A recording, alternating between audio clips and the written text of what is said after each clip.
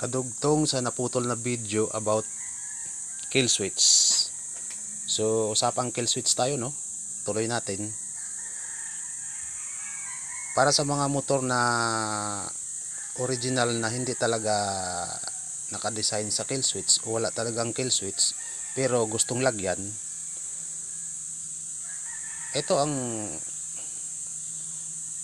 mahinang idea lang. Ito na yung switch na ipapalit natin. Meron na talaga siya naka built-in na kill switch. Ngayon ang tanong, paano nga ba kakabit ito, i-install sa motor? Pag pinindot natin ito pataas, yan, dyan namamatay yung motor. Pag pinindot natin pababa, dyan pwedeng buhay ng motor. So kung ito irekta mo rito kung saan ka magkating ng signal dito sa motor, magiging problema. Kasi ang kondisyon ng kill switch na to ay normally open.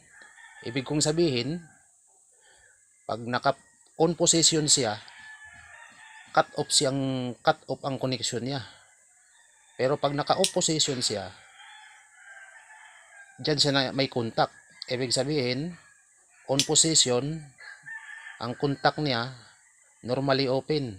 Off position, ang contact niya normally close. So hindi siya pwedeng gamitin rekta dito sa mga signal kung saan ka mag-cut off ng signal ng motor mo. So ang gagawin nito, mag-install ka ng relay.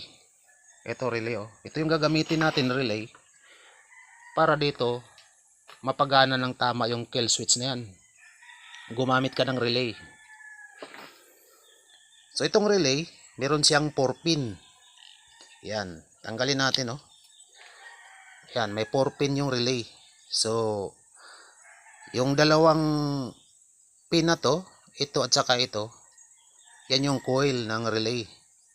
Ito naman tatlo, isa, dalawa at pati yung nasa gitna, yan yung contact ng relay. Common, normally close at normally open.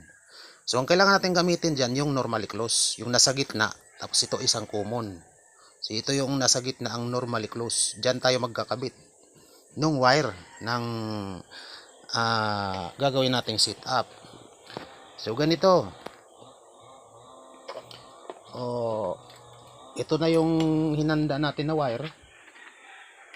Yan.